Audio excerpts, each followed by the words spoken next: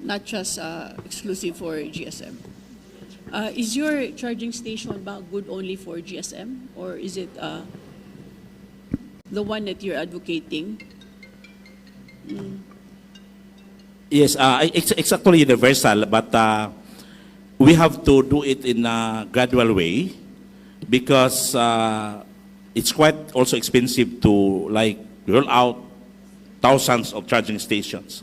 It depends on the needs of the taxis, number of taxis being deployed. So it's actually a gradual rollout or implementation of charging stations. But how come you rolled out? How many units you have here in Cebu now? How many units do you have here currently in Cebu? Yeah. Yeah, as I mentioned before, there are already 600 units standby in Cebu. And gradually, we'll be also rolling out charging station in strategic locations throughout Metro Cebu. So nauna yung supply before the charging stations. Parang ganon, no? That's why we have to manage it step by step. As I earlier said, it's not really the 600 taxis deployed in a day. No, it's actually a step-by-step approach because we also have to explore and scan the demand of the market. And with regards to the issue about the possibility or the business model of also supplying taxis to other operators, that is already the business model of Green GSM. Because the Green GSM is not just an operator. It is also a management app. Meaning, if other taxi operators has the options also to acquire e-taxis from Green GSM, but in order to maintain the standards, we have to also install the apps in the taxi. Because there are a lot of features. Number one, for example, our taxi drivers are employed. They have, under the law, they have an 8-hour duty. Of course, with incentive program, so that they have a higher income. So that they could have time to be with their family after office hour. And then, we have a monitoring system. So that we'll be able to determine in rush hour, for example, how many taxis that need to be deployed. Of course, to ease out also the traffic or to manage the traffic. And also, we have some features in our e-taxi. For example, for emergency, there is a push button dedicated for the passenger if the driver is not, screwing up. And also, there is also an apps for complaints so that any complaints by the passenger could be addressed within 24 hours. And it's not only by EI, it's totally a face-to-face. A human, being served by human. And we are also introducing now that the drivers are being trained for first aid situations. For example, if there are emergencies inside the car, the driver could actually administer first aid assistance. So these are some of the features of the e-taxi. That's why it's not really like to cannibalize, but it's actually to complement. And if ever the other taxi operators are interested to acquire taxi from us, the units under the manufacturing arm of the Green GSM, it's highly welcome, and of course with the standards, because we want to maintain the standard. Do you have anything to add? Yeah. Thank you. So, thank you for giving me a chance to explain about Green GSM service. So, we officially launched the service in Metro Manila since June 2025. Until now, it's 6 months. And we got very good feedback from the local Filipinos when they enjoy very first ever full electric taxi in the Philippines. So thanks to very good support and good comment from even Filipinos, citizens and the government. That's why we expand to new province like Cebu. And right now, as his explanations, we have some things news in the business models, not only about the vehicle itself, but also about the standards of drivers. So own drivers has to pass through the trainings, classes within minimum 1 week. So driver have to pass through on our standard to be our full-time employee. And they are our staff, they are our college. They are not just the daily worker. So they got owns the protect and the benefit by the law.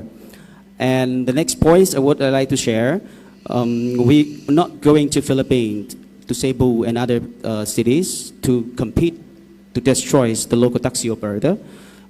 We go to find the local partners that we already have some in Metro Manila. And in Cebu, I had a chance to meet some taxi operator here already, but it's maybe early. So they need more time to understand our business model, that we have to proof of the concept of the taxis or the new taxis business model using EV together with ecosystem of charging station, the applications, the software, and the new business model of hiring the drivers. So we must run the taxi services in the new city as taxi operators to ensure the standard of our services will be fully comply with our international standard. And then, of course, we will not monopoly the taxi services in Cebu or others province. We will introduce and we asking for local operators to join us as a partners, because this is Philippines. We cannot do better than the local. And you know, because EV is quite new, if we don't pioneering, we don't invest our own money to build our charging station, to sacrifice our capitals to invest on the vehicle, it will take very long time for others to pay their capitals to move to EV. So we have to invest ourselves, of course, with limited number of the unit. And then, after we prove of the concept, we might have some local operators to join us. And right now, we already had some local partners in Philippines. And you can search on Google. We have some local taxi operators sign contract to buy 1,000 of EV. And I think that is very good case study to show the taxi operator in Cebu province and other province that we are not going to destroy the taxis operators. We're going to support local taxi operator to move to EV faster and more sustainable. And we even can guarantee for taxi operator here will not lose their investment thanks to our charging station network built by ourselves, by our own money. And we even can provide some kind of the financing support for the taxi operators who can more confidence to transform to EV thanks to free of charging for a certain number of the month. It depends. So thank you so much. And give me, I'm sorry if my English is not good. So I have my colleagues here, Anthony Gordon, will help me to explain more about some concerns of our gentlemen about the why we are here and why the speed and something, maybe the FRB and some gentlemen help me to explain more, because we are just applicant. So we submit the applicant, we have a unit, and of course we will take some time to prepare for every condition. We respect the local taxi operator, the local government, and the law. That's why we are here today.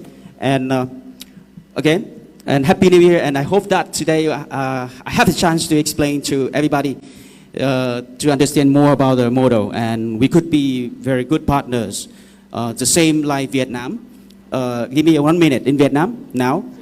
When we opened the service in Vietnam 3 years ago, of course, all taxi operator in Vietnam think the same. They think we may do something. We may monopoly. But now, thanks to our business models, I believe, not exactly, but I believe more than 40% of the taxi operator in Vietnam already moved to EV. They are long-term operator in taxi industry, and they know very well how of the how much of the operation costs between EV taxi and the gasoline taxis. And some people here already invited to Vietnam, including Kabev. It's also one of our partner in Philippines. Already visited to Vietnam to see how we transform the local taxi operator in Vietnam to EV. And I hope that after today, I have a chance to share more and more information about our partnership model to Philippine, to Cebu taxi operator. Thank you. Okay, thank you, sir. Thank you, sir. I see commonality of answers. No, there was a challenge, but the challenge is also a proposal, and GSM also is somehow showing acceptance of the proposal. So I see a lot of hands raising. Okay. So I'm just gonna stand to traffic all the points to be raised. So we have microphone with Attorney Ray. Attorney Ray, paliw ko sa microphone. Attorney. Okay. So, Sige. kasi sunod na speaker. Kasi Yeah. sunod. After you, ma'am, would be si Mayor Suwan. Okay. Good afternoon, Gov. Good afternoon, everyone. I'm Jaisel Sato. I'm representing Ken Taxi and New Taxi. I just want to share to all of you that Ken Taxi, we are doing business for 3 decades now. And with that 3 decades, our taxi units is only 600 plus. And our growth is, we had difficulty in acquiring franchise. Imagine, for 30 years, we are only getting 600 taxi franchise. And that taxi franchise, most of it, we bought it at as far as I remember, one taxi franchise cost us 500,000. So we really, grow slowly until we reach 500 until there was an opening of franchise, and we joined the taxi franchise opening.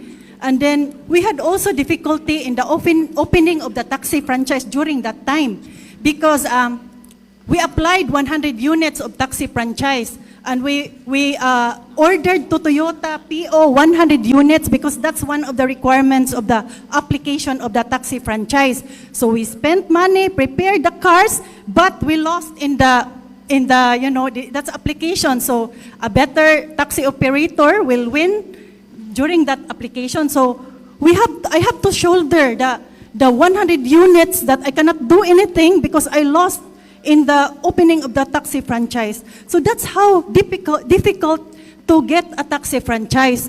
So now I'm so saddened that the LTFRB, with a very show of favoritism with the GSM, they opened the 600 taxi franchise,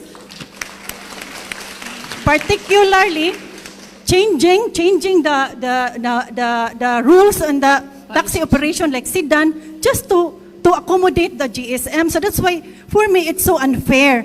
And besides, let's say that GSM will get the 600 franchise, and in case after 6 months they want to quit the business because it's really hard, the taxi business in Cebu, especially for getting taxi drivers. It's really there's a scarcity of taxi drivers now in Cebu. It's not just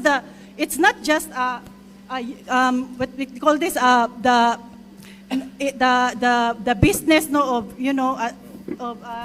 what we call this improving the taxi business. It's really also hard to get taxi drivers. So let's say after 6 months they want to give up the business. So imagine that the GSM will get a 600 franchise, and the taxi franchise cost 500,000. That's 300 million, just like that. And then for me, taxi operators for 30 decades, it took so long to get the 600 taxi franchise. That's why I find it so unfair. That's why we are here. For us, of course, no taxi. We are in a Ken Taxi. We like competition. We like competition because in competition, man God, you can give good service to your commuters. That's why in Ken Taxi, instead of only sedan, we are even running Vios.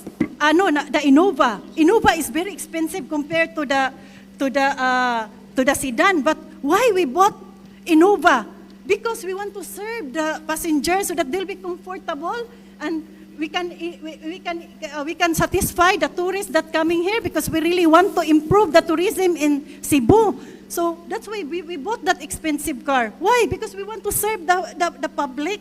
We want to really serve the commuter. But with this stance of the LTFRB, we really saddened. We are so saddened of this stance that, you know, they just open just like that. And me, I'm only a sample of the taxi operators, but they have also their other stories. So it's really hard to get a taxi franchise. We're even always asking the LTFRB because we want also to expand our business. We want, if there's an opening of taxi franchise, because we want to apply, and then, you know, we will buy good units for the commuters. But the problem, very hard. There's no opening of franchise because of there is no expired franchise. They cannot issue franchise. So how come this moment in time they can just simply, you know, open the franchise for 600? And that's so unfair. 30 years of doing business, and then very hard to get taxi franchise, and now Sige, Ali. Thank you, ma'am. so easy. Yes, thank you, ma'am. Just Thank like you. that. Thank you for sharing. No, let's proceed to. I think the franchise application is addressed to LTFRB. May we know the response of LTFRB from